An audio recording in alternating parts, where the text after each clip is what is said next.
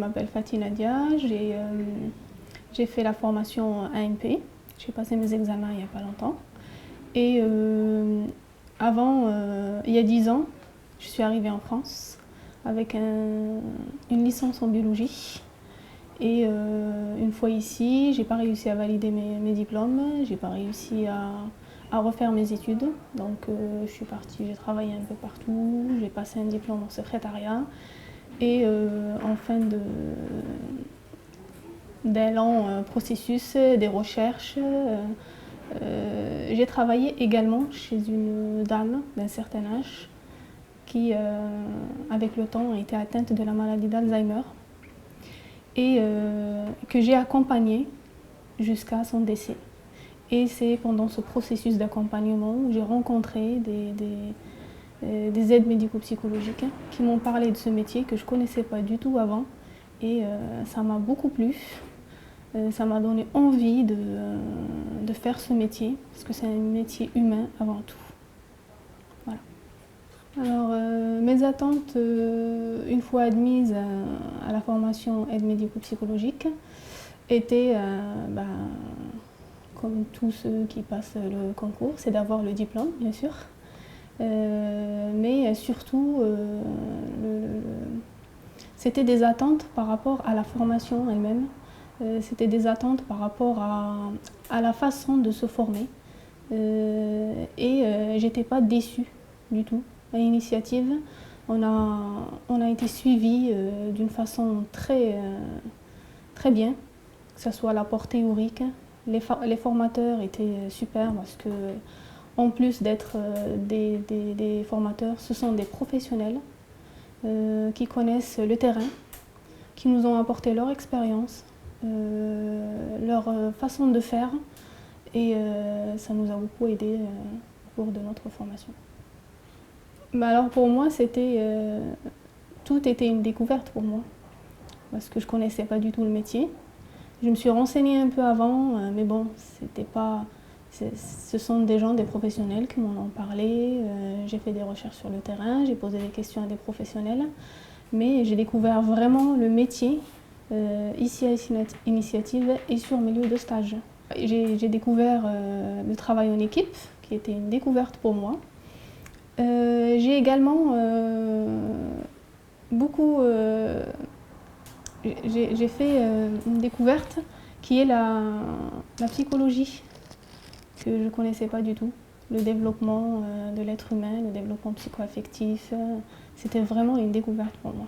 Ça, c'était ce que je crois que c'est vraiment la découverte, c'était la psychologie. C'est quelque chose que j'ai découvert, que je ne connaissais pas du tout. Si on n'avait que la théorie ou que des formateurs qui nous apportent beaucoup d'ailleurs dans la théorie, mais sans pratiquer cette théorie, on ne comprendrait pas l'intérêt de ces théories. Surtout par exemple, sur le DF4, on a les notes de réflexion sur des problématiques professionnelles, où on prend beaucoup des exemples sur le lieu de travail ou le lieu de stage. Et c'est vraiment important de connaître notre réaction, la réaction de l'autre pendant un acte de la vie au quotidien. Alors les formateurs, ce qui était intéressant, c'est que ce sont des professionnels qui connaissent le terrain, qui connaissent le métier et qui nous ont beaucoup apporté.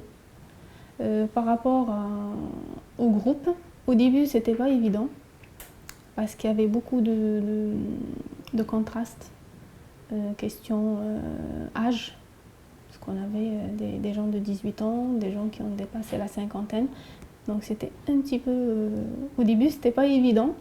Et petit à petit, il y a eu vraiment une cohésion, un groupe solidaire. D'ailleurs, on a créé un site sur Facebook où c'était la promotion AMP 2014-2015, où on était tous membres et on échangeait soit nos recherches, nos connaissances, nos questions. Et en parlant de questionnement aussi et de contact, les professionnels, les formateurs, tous sans exception, on a leur site et à n'importe quel moment on peut les contacter, on peut poser nos questions. Même après la formation, même après les examens, on est resté en contact avec eux, on continue à discuter avec eux.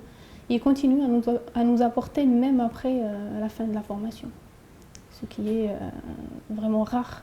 Donc quand quelqu'un il entend parler, parce qu'on est en plus d'être de tous les âges, on est de toute la région de Languedoc-Roussillon. Donc quand quelqu'un entend parler de quelque chose sur Montpellier, il va prévenir les gens qui sont sur Montpellier. Ceux qui ont quelque chose vers Sète ou Frontignan, ils vont prévenir les gens qui habitent vers là-bas. Donc il s'est vraiment créé un groupe et un réseau pour la recherche de l'emploi et pour tout ce qui est nouveauté dans le milieu. Alors moi j'ai fait 2 stages, un avec des personnes âgées atteintes de la maladie d'Alzheimer et un autre avec des personnes en situation de handicap. Les 2 stages m'ont plu. Donc les 2 publics, je pourrais travailler avec sans problème. Ça m'a beaucoup apporté. C'est un travail humain avant tout. Donc si on peut apporter cette humanité et de voir l'autre, que ce soit une personne âgée, une personne handicapée, une personne atteinte d'une maladie, il faut voir l'autre comme un humain et le considérer comme tel. J'ai parlé du groupe, j'ai parlé des professionnels et des formateurs, mais je n'ai pas parlé de tout ce qui est administratif, notre référent de la promotion qui nous a suivis, qui pareil, ils nous ont répondu à chaque fois qu'on avait une question, à chaque fois qu'on avait un souci sur le lieu de stage, on a été bien suivis. On n'a pas eu de critiques, pourquoi vous avez fait ça ou quoi que ce soit. Au contraire, on était soutenus. Ils nous ont soutenus ici en formation. Ils ont écouté nos demandes, nos questionnements. Et même à la fin de la formation, on a fait une sorte de réunion où on a proposé des choses pour améliorer justement la prise en charge et le suivi des étudiants des autres promotions.